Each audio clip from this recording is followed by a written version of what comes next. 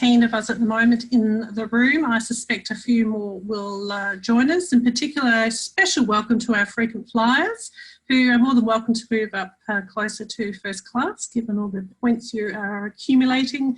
This is Zoom Wellbeing webinar number 7. Can you believe it, Cynthia?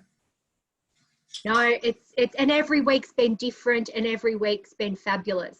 I know, it's great. And I tell you what, I'm pretty curious, while I am introducing us, type away. I'd love to know, what have you done given the wisdom being shared by all these women? And those that joined us last week, we learned about your teacup, filling it first, rest. And I tell you what, I've been resting with sleep. What was the middle one, Cynthia? Physical. Let's get physical. Yeah. So it's all very well to listen in and even contribute in the chat. It's really important that you actually action what you were hearing, and great for you to report in. So Cynthia and I have worked together. We both run our own businesses. We come together every now and then and run amazing programs. We both are interested in well-being. I am on day 3 of a cleanse. So no bread, no sugar, no alcohol, no coffee. I tell you what, I was a bit worried about today being day 3, but I'm okay. So this is my wellbeing routine at the moment. Louise, can I just share? I went into Safeway, never go into Safeway at lunchtime, just before, and the smell of the donuts just got me, and I bought some donuts and ate them. And so my wellbeing was super good, and now it's just starting to go into the guilt. No. Why did I do that? Did you enjoy them? That's what matters. I haven't had them for ages, and it was so good. That's it. Sorry, That's what Louise. matters. I love a donut. Yeah, tell me, I love a donut. Just seeing what, welcome everyone. Thanks for letting us know where you're zooming in from Karen and Beechworth, and Kim from Brisbane, and Virginia from, you could walk to my place, Virginia, Frankston South, because I'm on the golf course at Sandhurst. We've got Alice Springs, El Kedra, fabulous. Gold Coast, Emma. Oh yeah, hi Emma. We met at Business Chicks, and we had a catch up on Monday morning. Lovely, lovely. So lots of people coming in. You may have previously heard us introduce each other, but we're all here to share the wisdom. We realise we're in kind of lockdown at different stages around Australia, but we just know that we can help connect women who are regional, remote and rural. And Cynthia's the rural? Oh, semi. Semi. And I am city slicker. But I am in the middle of nowhere on a golf course with farms surrounding me. So I just feel a little bit semi-rural if I'm allowed to get away with that. But everyone is welcome, and we're looking forward to you being involved. So I'll just go through that drill, Cynthia. We've got a Q&A button. So if you've got a specific question, please use that. It's easy for us to keep an eye on it, and I'm looking after that today. We've also got chat, which is fabulous. So you're more than welcome to multitask and listen as Cynthia interviews our guest friend Fiona today. You can chat away. And Louise, just a reminder that people choose all panellists and attendees. Yes, absolutely. So that's just a little drop down box where it says 2. You might want to choose the screen that works best for you. You might be on speaker view, or you might be on gallery view. So choose the one that's easy on the eye. You're all muted for the fact that no doubt there'll be noise around yourselves, and we really want to listen in on the conversation, but we might trick you from now and then, and more so at the end, to unmute you. I'm beaming in from my nook in my bedroom because my husband is teaching in my office, and I've got kids in other rooms in class. Oh, actually they're on lunch. They're on lunch that I'm hiding away. You can see now we've got 27 of us are on board. So will I hand it back to you, Cynthia? Sure thing, Louise. Thank you very much. And as those of you who have been with us before, you know that we'll do some intros. We've gone through who's here. We'll have about 30 to 40 minutes of chat with Fiona, which I'm really looking forward to. And so feel free, as Louise said, through that time to keep asking your questions and make comments, because we're all learning from each other. Often people have a great resource to share or a really good comment to make that others will learn from. And then in the last 15 minutes, we hand it back to you, and we want to hear what you've taken away from today. We want you to ask any questions that you might not have got to. And we also want you to set an intention for the week ahead as well around your well-being. So that's our format for today. Now, Fiona, I don't know Fiona personally very well, but I have followed her on Twitter for quite a long time, as I'm sure a number of other people have. And what has always struck me about Fiona and why I really wanted her to be a guest on Wellbeing Wednesday is because she is very, what do I say? How do I say this, Fiona? Forthright.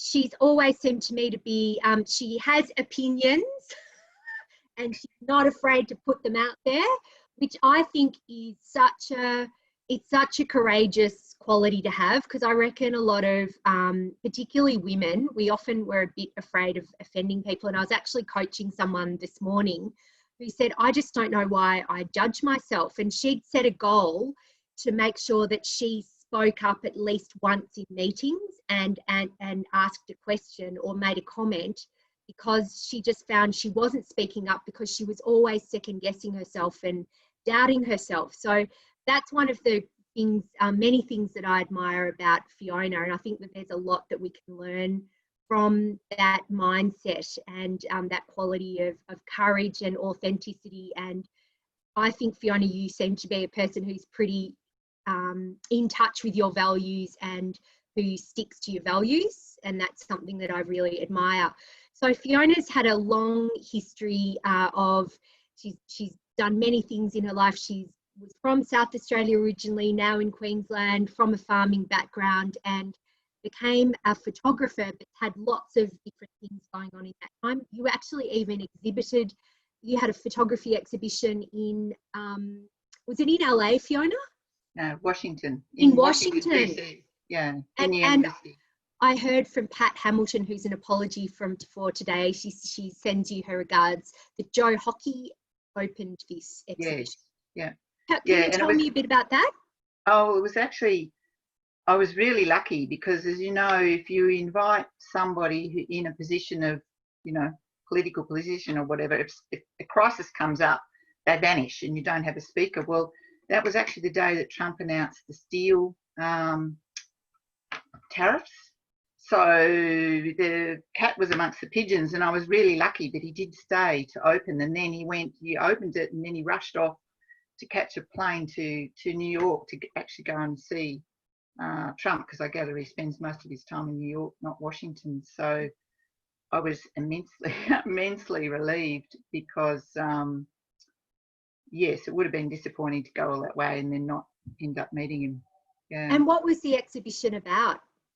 It was 30 years of my photographs taken on cattle stations across the north, basically, and it took me about 10 years to get an overseas exhibition. It was very funny, actually. It wasn't a place I'd chased. It was some other locations I had chased. 10 years of work, and then I'd actually given up. I thought, this is just not going to work. And someone I knew in Sydney who's good friends with Joe Hockey said, send him a...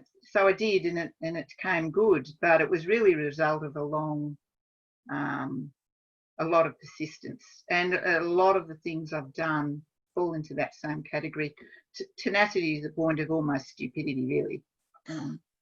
Seriously, because it's hugely energy draining, but I'm like a pig dog. If I think something should work and it's a good idea and the time is right, I will just stick with it. Yes, anyway. What can I say? And how did you feel when you put all that body of work on display? How was that? What was that experience like?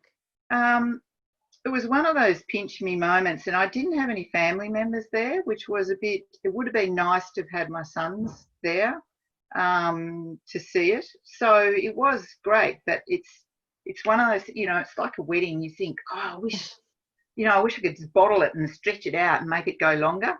So it was fantastic. And I've been lucky just over the last few years. A few of the things that I've wanted for a long time have come good finally. And partly it's because of drones, which is a bit of an accident really, that I ended up where I am running drone workshops. Yes, so let's I'm going to break in there, because that was, of course, the other point of interest that I had, was that your career as being a drone educator, which I had never heard of before, a drone educator. And we just had Heidi on before, Heidi Gore, before we officially started. And Heidi is a drone operator and has a drone crew up in the north. Was it Alice Springs? Is that where it was? South of Darwin, I guess. South of Darwin, yeah, and he's doing surveying, and so this is a whole new area. Well, it's probably not that new, but it's probably been around for a little while, Fiona. And you've been a bit of a pioneer, and you started the Drone Academy, and that was also something that I'm like, wow, you know, that's amazing. So can you tell us a little bit about? I think there's a lot of interest probably from everyone about what does this mean, being a drone educator, the Drone Academy, the world of drones now? Well, I started taking photos on horseback, and then I managed to get a lift in a helicopter in 1988, a mustering helicopter. Then they couldn't basically prize me out of one. And whenever I visited a place, I'd be always like, oh, you know, will they be anyone going up in the helicopter? And because people saw what I did, and it really wasn't about, it's genuine in the sense that I was trying to promote rural Australia. It wasn't, if I wanted to make money, I would have just set up a photography business here on the coast and sat on the coast. And thankfully, some of the early managers I approached appreciated that, particularly, for example, Jeff Wagstaff on Brunette Downs. He was fantastic. So he gave me a hand fairly early on. So I spent many years doing that, nearly 30. And then finally, there was a drone release that was good enough for my purposes. And I get bored senseless with techie stuff. I just want to be able to go into the shop and get it off the shelf. And that's what came out in 2016. So I bought one, and I looked around for training, and none of them are listening. All the training I went to, I thought was pretty below par. And then I thought, well, I better put my money where my mouth is. And it is probably typical of a lot of women, not all, and there's some men like it. So I make a lot of these generalisations, and I don't want anyone thinking that I think everybody's like that. But this does ring true, that most women are very meticulous when it comes to gathering information, and they won't take anything on unless they've done more than 100%.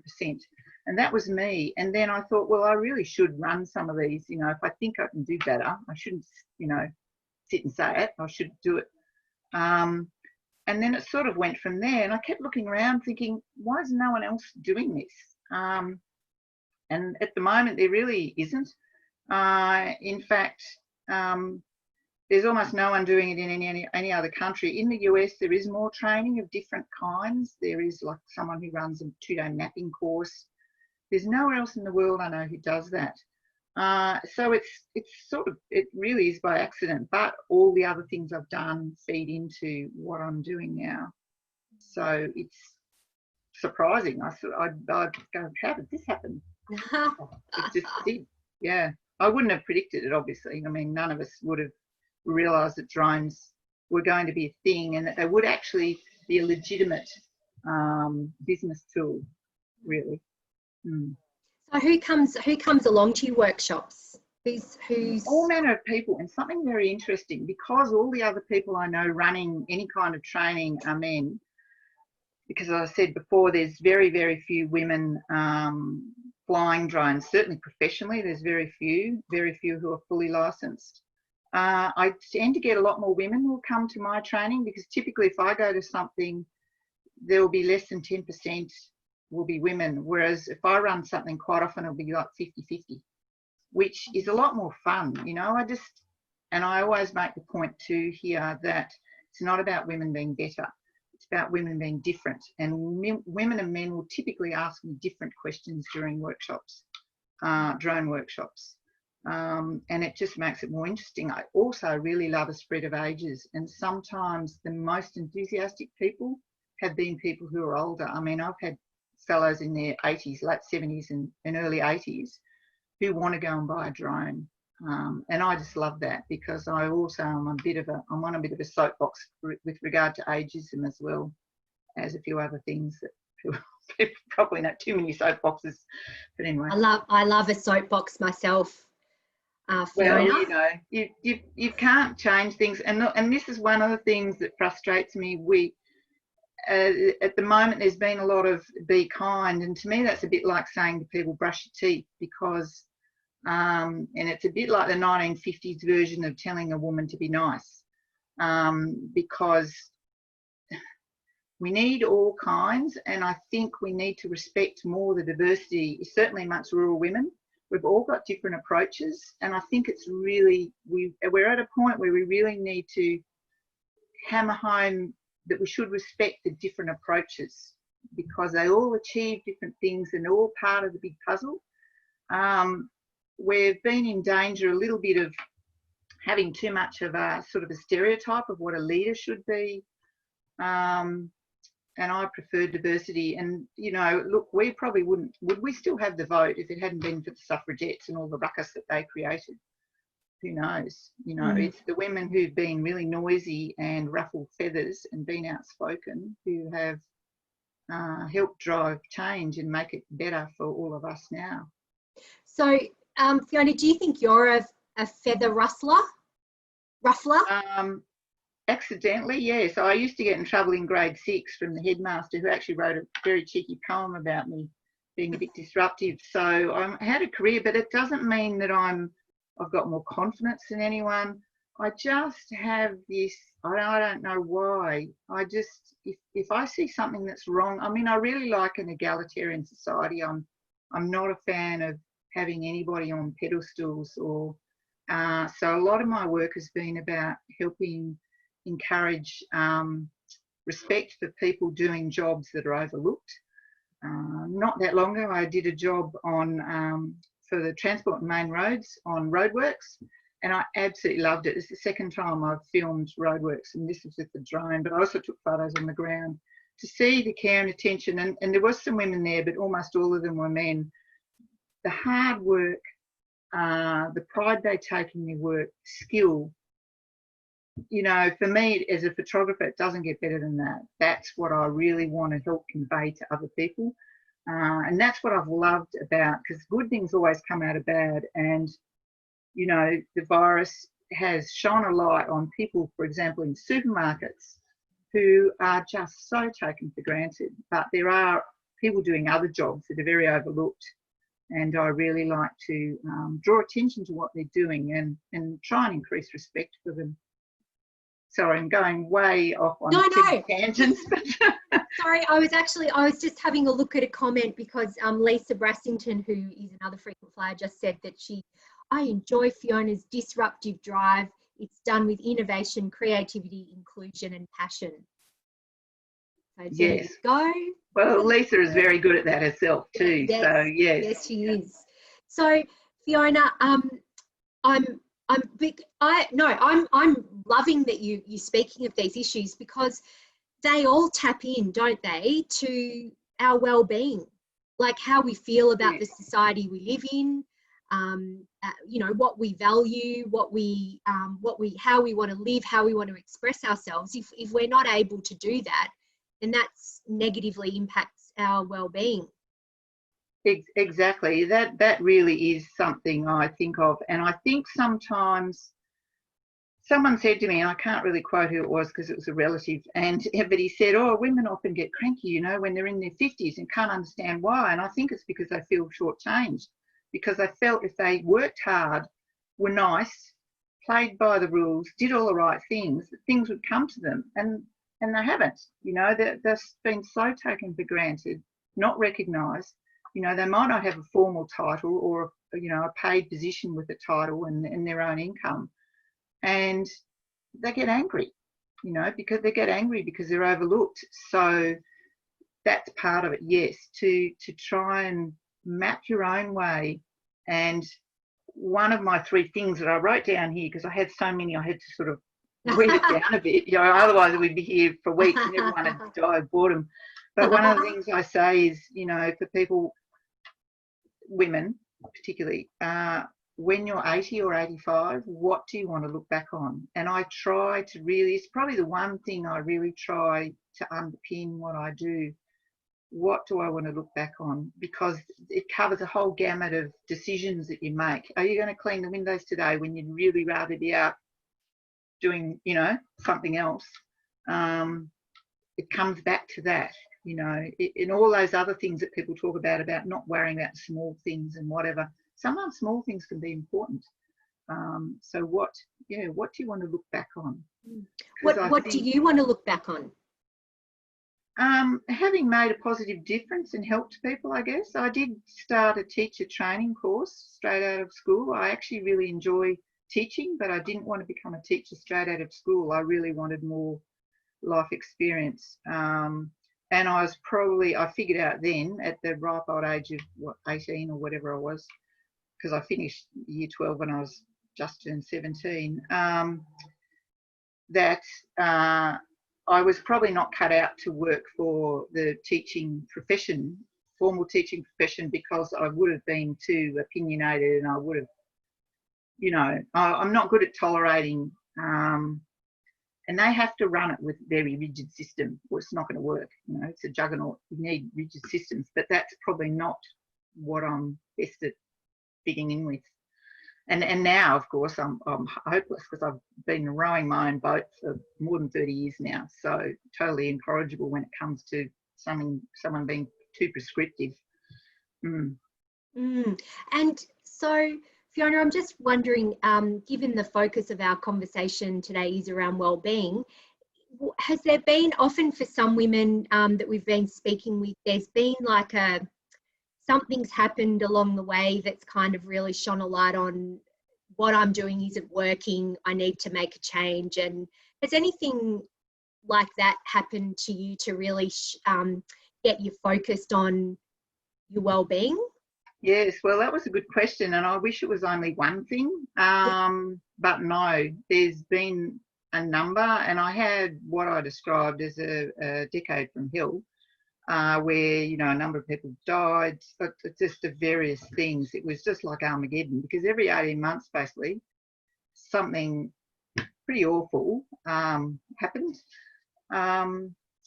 So for me, you know, when the calamity happens, like, you know, death, divorce, all the awful things you can think of, it's survival mode is what I describe it as.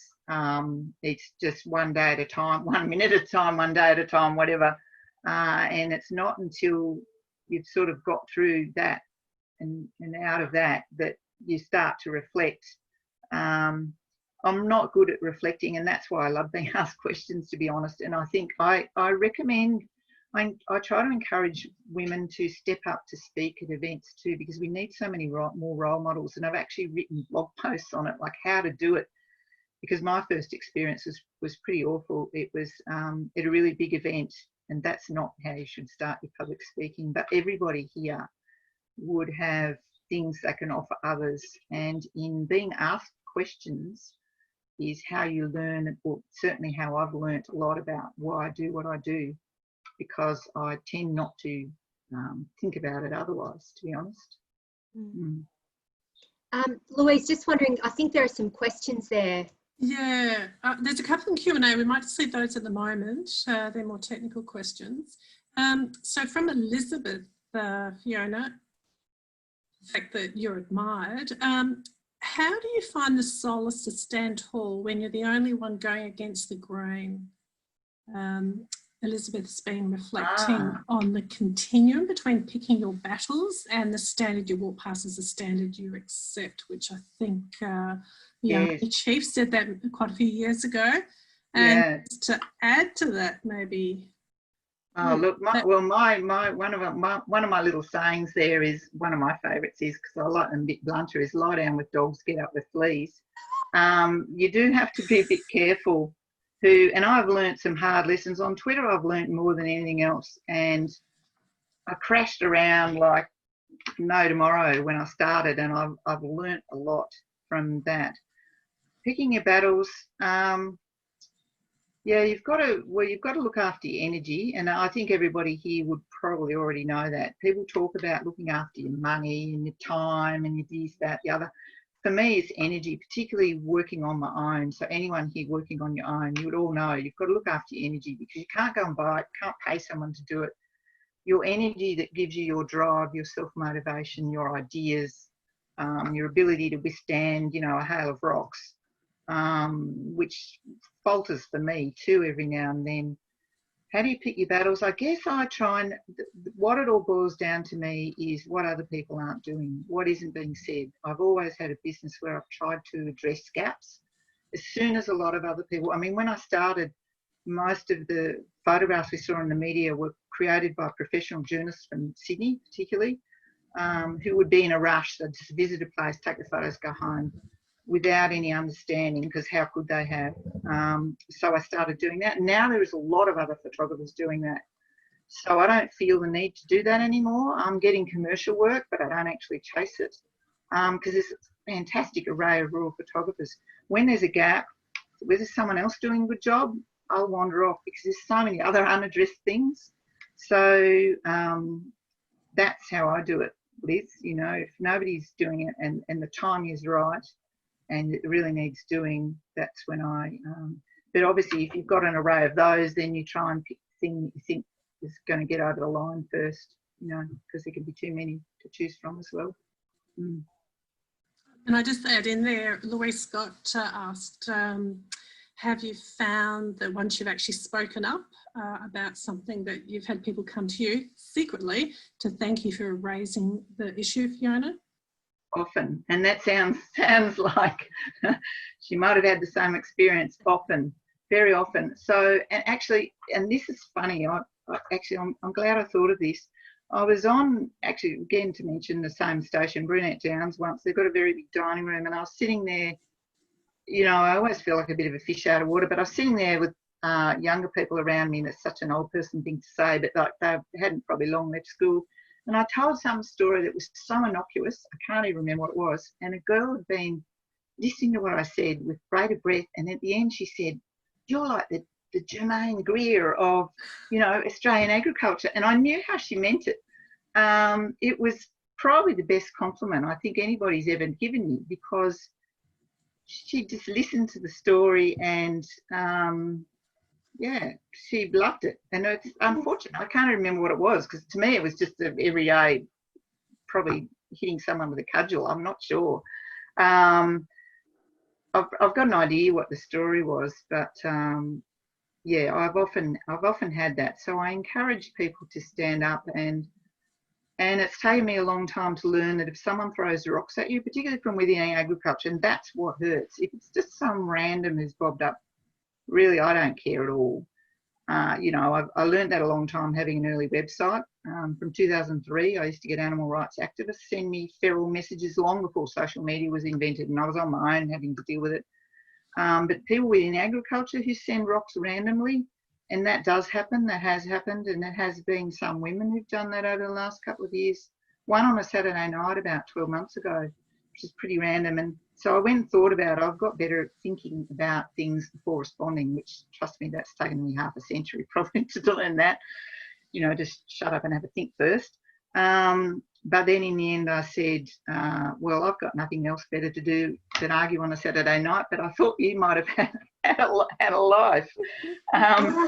Because it was quite it was a bit of a barb, and I guess I've got fairly good at reading between the lines when somebody's having a dig. In a way, I wish I couldn't do that, but I'm online all the time. And I did get trained in a commercial photography forum about 20 years ago, and that was rough. That's probably the roughest, they'd nearly pull hair, they roll in the mud, and it was a great, again, there were quite a few women there, but almost none of them spoke up because the blokes, but that's just how they did things. It wasn't a personal thing. And Fiona, I just wanted to, because when we had a little chat before today, you said that because of your experience on social media, and you've just mentioned not just having rocks thrown but boulders at you, that you'd like to possibly also just address that sort of being on social media and looking after your well-being while you're on social media, particularly if you are someone who has something to say. Yes. And this is a relatively recent realisation for me, is to, and it's crazy, because, and I guess I listen, I'm like everyone, I do care what other people think, and I do listen to what other people say, although many might not think that. It is true that I do listen. And one of the things was, oh, well, you shouldn't occupy an echo chamber. You don't want to just surround yourself with yes men and people who just disagree with you. So I probably tolerated people who didn't have respect, who were just nasty for too long. And now my new policy is, I think if I wouldn't talk to you, if we were at a party or a gathering out somewhere, conference, whatever, and if I wouldn't want to talk to you, during that, why would I want to talk to you online? So I really don't have any compunction now about unfollowing, unfriending, blocking, and it's taken a long time. I still don't probably enjoy doing that, but I do it, and I have blocked quite a few people, because I know, when someone's out to find fault, basically, and I'm like everybody, I'm just trying to do my best, and I don't always get it right, but my heart's in the right place. And I think for everybody here, that's what we all have to keep remembering. We're just trying to do the best. So not beat ourselves up when we do make a mistake or an omission or accidentally take something the wrong way.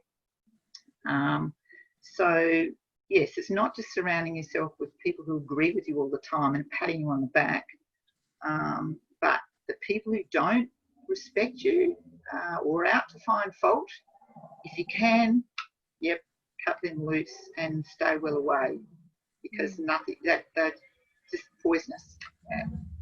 Yeah, you've got to protect, it's your boundaries and protecting yourself in the end. Sorry, there's a Townsville, as everyone might know, is Australia's largest army base. We just had an army helicopter fly over. I don't know whether you could hear that, but yes, a Chinook just flew over. So, as long as she's not picking you up, Fiona, and taking you away. Yeah. No, they need too much room to land here, so there's not enough room. So just probably a question that came through Q&A from Lisa B. Talking about social media, how's it connected you to people and places that you never thought that you'd probably travel to or be or connect with? And how's that then built your resilience? So probably the positive spin of that. Yes, that's an excellent question. So I've just talked with people all over the world. I've actually stayed with people in the UK, for example, that I've got to know on Twitter. And when I run workshops, I actually really, really like to, and this is something I haven't seen covered adequately with regard, and I try to sneak it into my other workshops, just this little section on be aware of the distinctions between the different platforms. They're all good for different things, and they should be managed differently. And what will suit one personality won't suit another, but use them differently. Twitter, really, for making a global network, is unsurpassed. There is nothing like it. And I also feel you'll get to know somebody better than any other way if you converse with them over on Twitter for a long time. I also love LinkedIn for professional networking, and it's very respectful. You never see any trolls or anything on LinkedIn. I've never seen anybody do anything like that. People are all identifiable. There's no anonymous accounts there. If you find one, report it. Facebook is good for groups, but the drone network, the open drone groups are very, someone only about a week ago, 10 days ago, has told me to get back in the kitchen and put up the little GIF as well. I mean, seriously though, and it was meant. It wasn't a joke. No. Which I didn't even respond to now because I just laugh. I think, yeah, whatever. He's got issues. I finally really, no, the problem was not with me. The problem was with them. it was ridiculous over, I can't even remember why he said that. Well, probably because I voiced an opinion that wasn't on cooking or something. I don't know. Yeah. So that's good. So you've got to the stage where you can water off a duck's back now. I can now, but it's unfortunate for me because it's taken a lot of spears to come my way. But I think most people are more sensibly cautious, I would say. I have sort of walked through the fire with bare feet sometimes, where a more, what's the word, reticent or whatever person might go, oh, I probably won't do that because this will happen. And I'll just go and charge in. No, you know, this should be said, and go and say it, and then there's trouble. So, you know, it's the old saying, you know, if you can't stand the heat, you shouldn't be in the kitchen. So I took that on board myself. I thought, well, if I'm going to accidentally start fires, then I need to learn I have to cope with it. You can't start a problem and then just walk away or pretend you didn't have anything to do with what has resulted. So Fiona, that you know, that courage, or that sort of putting yourself out there, and you talked about energy before. How do you, I guess, how do you protect your well-being, or fill your cup back up, or as Donna had her cup on last week, how do you sort of look after yourself and get yourself back when that's draining?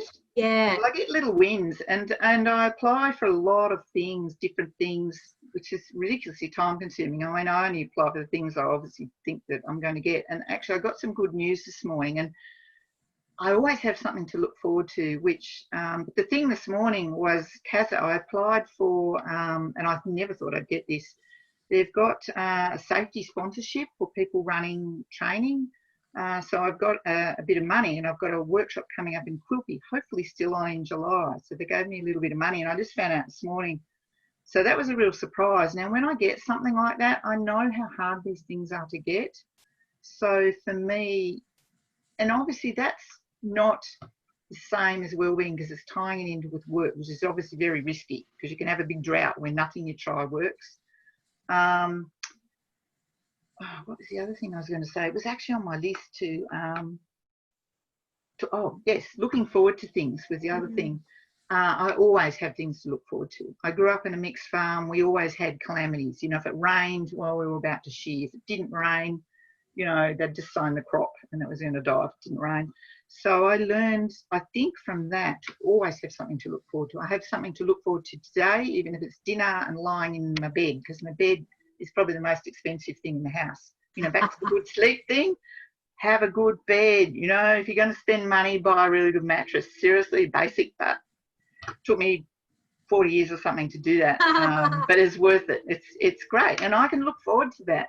And I look forward to something probably over the next few months, and then I have longer term things that I can look forward to. I make these things happen. I always make sure I've got something, some little iron in the fire that I can look forward to. Even if it doesn't come good, it's there that I can look forward to. And by the time it rolls around, I find out, no, it's not happening, I will have something else also in place. So then that ties in with gratitude. And again, I was lucky, you know, to be raised by parents, particularly a mother, because mum's mother died young, very young, and it was really, really dinned into me a lot of things that you would not have had dinned in if your parent hadn't gone through that. Being grateful for the smallest things, and I've tried to instill that in my children. Whether it's successful or not, I don't know. But I've said to them, if you really enjoy your food, you've always got something to look forward to. If you like sleep, you've always got something to look forward to. All the simple things, you know, going out and looking at the sunrise. You know, I know they're all cliches, but not everybody is encouraged to think like that. So I feel very fortunate. Maybe I wouldn't have thought of it if it hadn't been instilled in me. Now, just one thing before, because we're rapidly coming, they just go so quickly, don't they, Louise, these sessions? We could keep talking for ages, but I just want to touch on one thing. Then I'm going to hand over to Louise to just manage questions. Then we'll come back to you for your final, what are your 3 wellbeing tips? But you mentioned ageism earlier in our conversation, and we haven't touched on that in one of these conversations before, and I mean, I think we're seeing a lot of it with Corona. Like the old people, they've had their day, so who cares if they get a bit, they die, because it's all about the economic future of the country. It's been really disturbing me. So I was just really interested what you had to say on that topic, Fiona.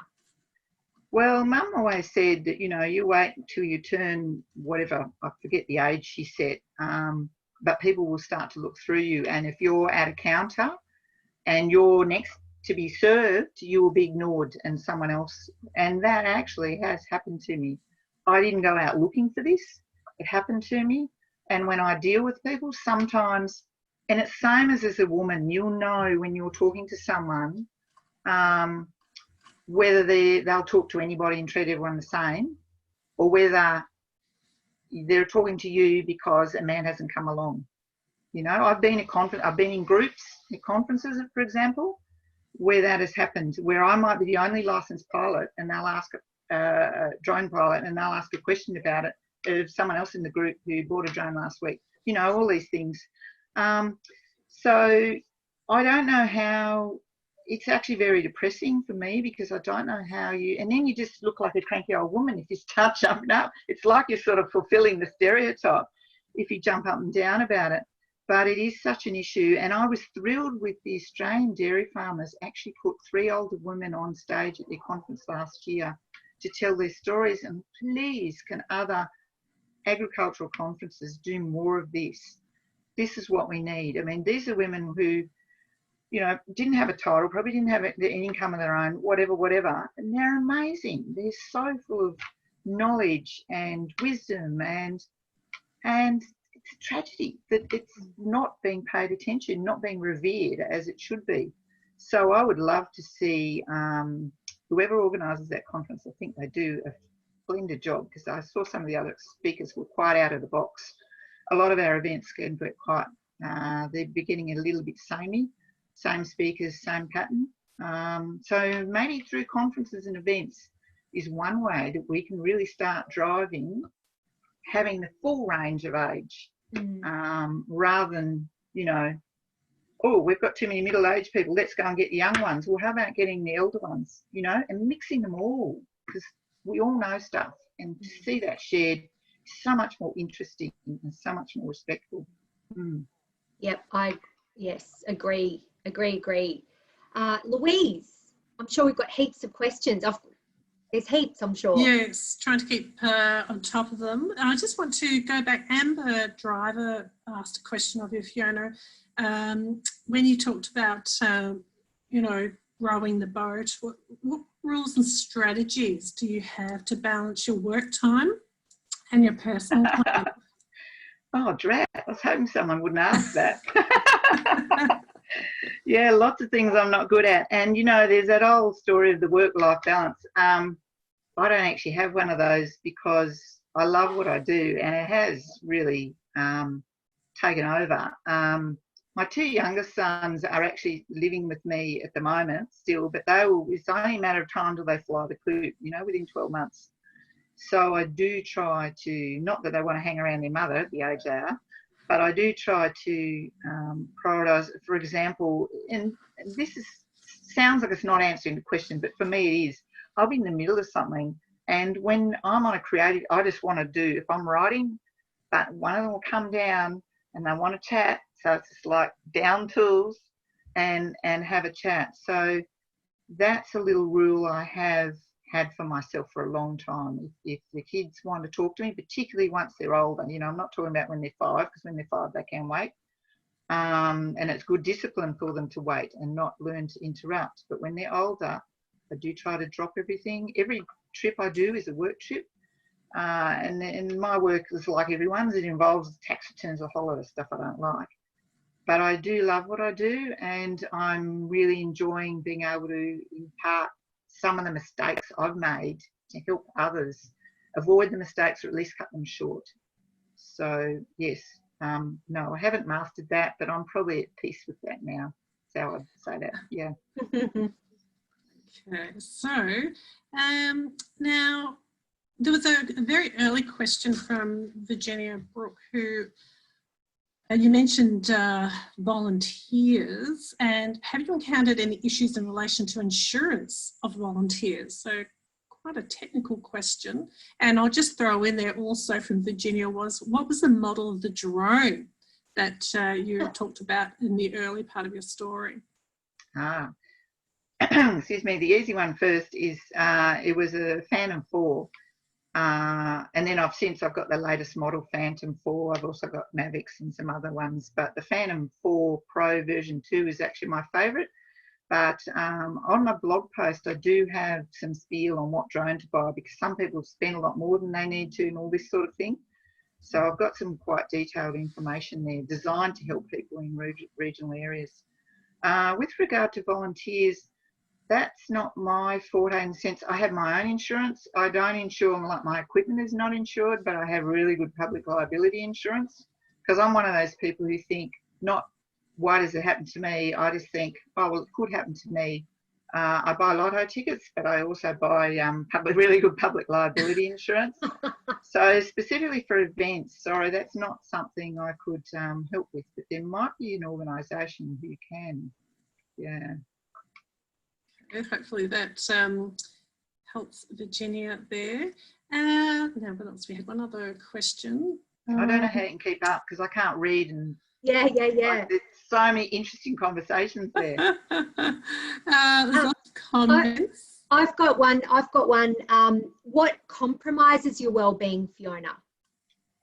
Compromises? Only one thing really, and that's getting a hail of rocks from people within industry, to be honest.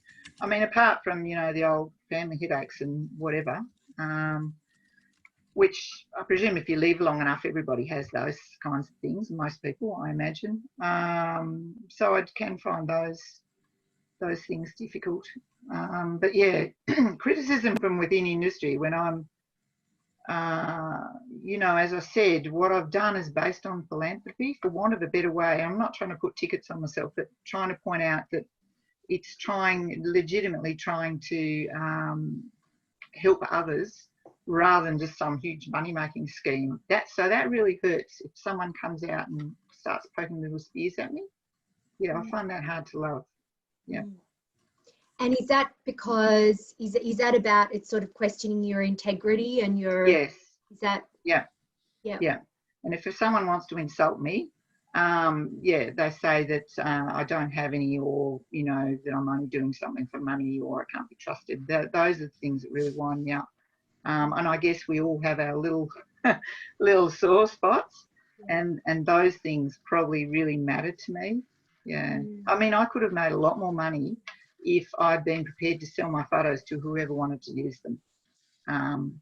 But I keep a tight grip on them, and that's why I've been allowed to go on properties, for example, who don't normally have visitors, because I know they can rely on me to keep hold of these photos and not to sell them to whoever wants to use them. I know what the photos are going to be used for, and they won't be misused against people in agriculture, for example, or against the property owners. Yeah. And has there been anyone, who are you inspired by, Fiona? Is there anyone that you kind of look up to and or get inspiration from around you well-being? And did I drop out? Am I there? You did, but I got the first and the last bit. So it was about who inspires you about your well-being and inspires you to keep going and be you. Yeah, well, probably, as I got older, and that's such a tragic thing, but I probably realised more and more how much I learnt from my mother, because she was feisty, but she seemed so demure. Mum always wore hats, was always dressed up when people saw her out and about. But as a consumer advocate, she almost single-handedly helped change consumer law. She loved shopping. She'd go to Melbourne shopping, would go down there and she'd run around. If she bought substandard goods and take them back and the retailer wouldn't take them back, Mum would not give up. So I saw a feisty side to her that a lot of people would never, ever have seen. And it's actually a side I talked about at her funeral. And people later came up and said, oh, I don't think your mother was like that at all. It was interesting. A few people wanted to argue with me about what my mother was like, which was pretty random, but, she was very feisty. She also didn't have much confidence, I guess, typical maybe of women of that era. And I think having confidence is probably largely hereditary, and it's a difficult thing probably to get. It's probably related to personality as well. Something I did want to say too, people often talk, I loved hearing you say courage, because a lot of people talk about fearlessness. To me, only fools are fearless, because it's smart to be worried. And I say, you feel the fear and you do it anyway. So it's about courage, and it's like any kind of exercise. If you exercise it, you do get better at it.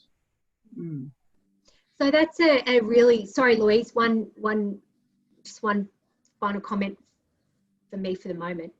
That was such an interesting combination of feisty and speaking up and lacking confidence. Yeah.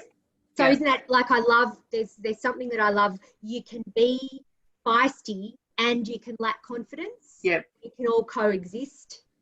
Yes, totally. And I think most people probably don't understand that. And they mistake trying to stand up for something. Even if your heart's beating that fast, you think you're going to have a heart attack. They mistake that for confidence, which the two can be separate.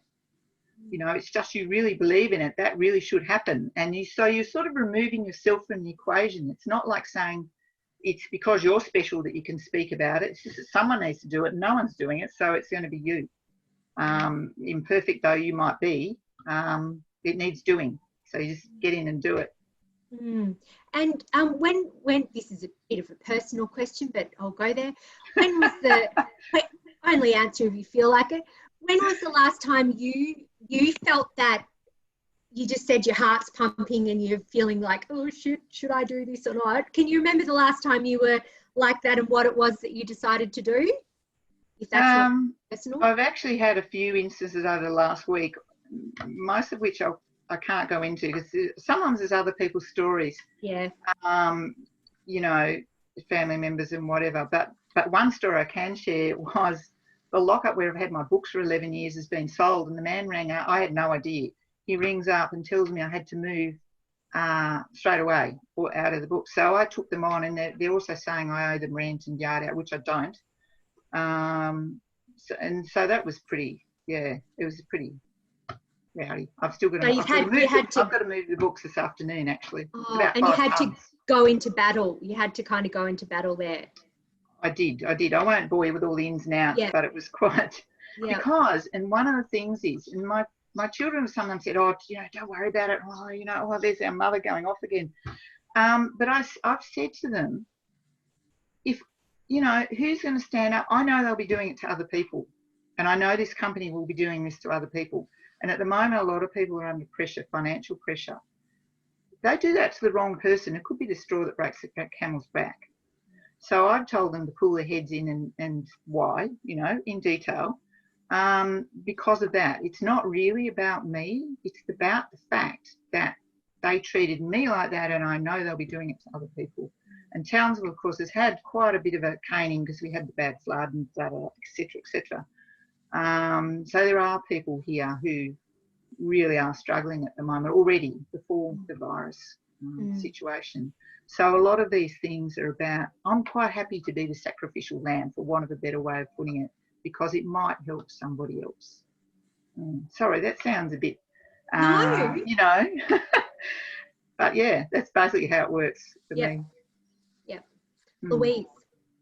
Thanks, Cynthia. So just on a forward-looking question from Lisa B. What tech or creative skills or events are you looking forward to post-COVID-19, Fiona?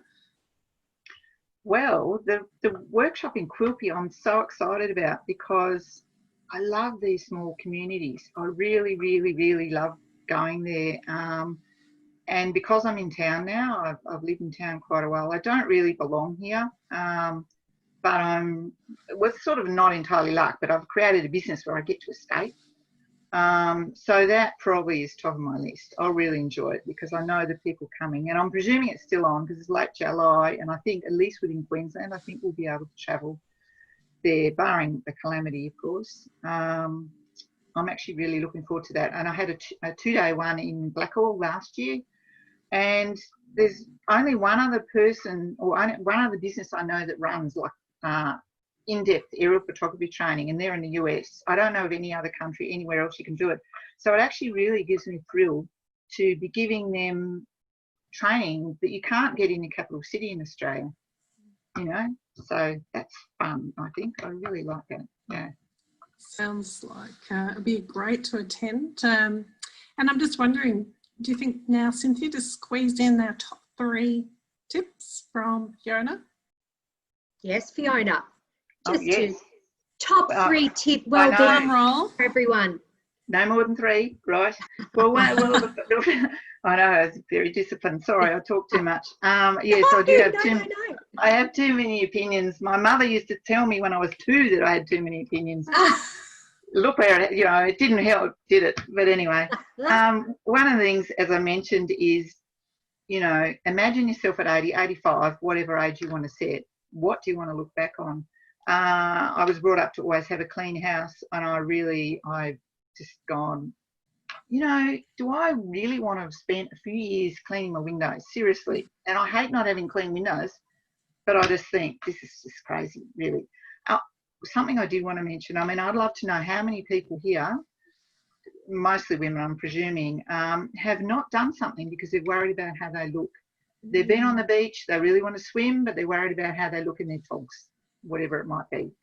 I've certainly been guilty of that. Most women I know have been guilty of that. It's insane. We're all going to die one day, and we didn't have a swim on a hot day because we're worried how we look.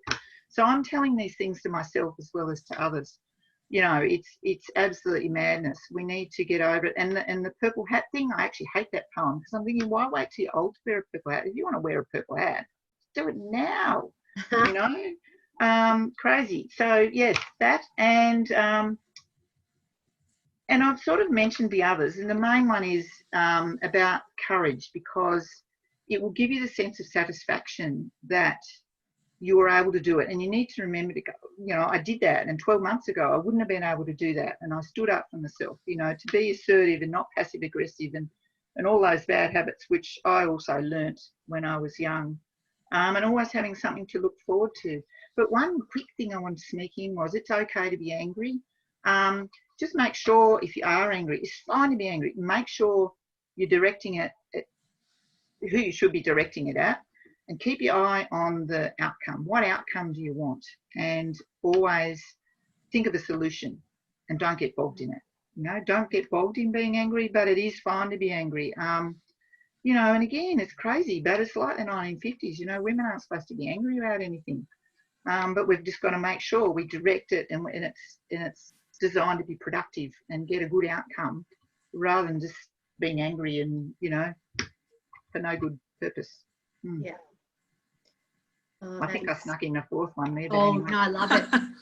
Why not? Break the rules, Fiona. That's why we've got you on. Disrupt it. So maybe next week, Cynthia, as I segue, I'll get you to introduce or promote next week's guest who's on with us, is maybe it's going to be now Fiona's top 5 from now on. We're not going to top 3, it's top 5. Because we need all the ideas we can handle. Yes, so next week I'm delighted to announce we have the wonderful, the brilliant Louise Scott on with us next week. And Louise has had a lot of experience in working with bushfires and communities, and she works at the moment for the CFAs. She's worked for the Department of Ag, where I met her in Victoria, and also for, I think you've worked for Department of Environment too, Louise. So she's had so much experience, and particularly with well-being and bushfire recovery. So we thought that would be a really great topic, because there are some parallels between obviously our COVID situation and some of the bushfire stuff too, and also we should not forget that there are still obviously lots of communities in drought and who have been through the bushfires that are still in recovery and will be for many, many years whilst this corona situation is going on. And I think some of them do actually feel pretty forgotten right now. So we thought it would be a really good topic to address Louise next week. So please let people know about our Wellbeing Wednesday, because we love it. We think it's awesome when we've got people like Fiona with us to share their wellbeing wisdom. And if you think that there's someone who might benefit from it, please let them know, invite them to come in, become one of our frequent flyers. There's been a number of people. Liz Brennan's been here 6 out of 7 weeks. Good on you, Liz. And this is recorded. It'll be on my website. Everyone who registered will get an email that has the recording. It has the link to register for next week as well. And please also feel free to share that with everyone too. So that brings our session today to a close, except Louise has got her little finger up. Louise. It's a new signal. I've just asked what's everyone going to do, given they've been listening in. So I'm just seeing if anyone has, just thanks from everyone, which is great. And the other thing is I'm Fiona, I don't know if I mentioned this to you, but Louise and I will be hanging around for, we'll switch the official recording off now. We'll hang around. We've just been finding some people want to hang around and have a bit of a chat afterwards. So we're happy to do that. If you've got any further questions, if you just want to listen in, that's totally fine. So I'll switch the recording off now. If you need to go, and otherwise we'll see you after the recording or next week. See you later. Oh, I was about to end the meeting instead of and get rid of the recording. So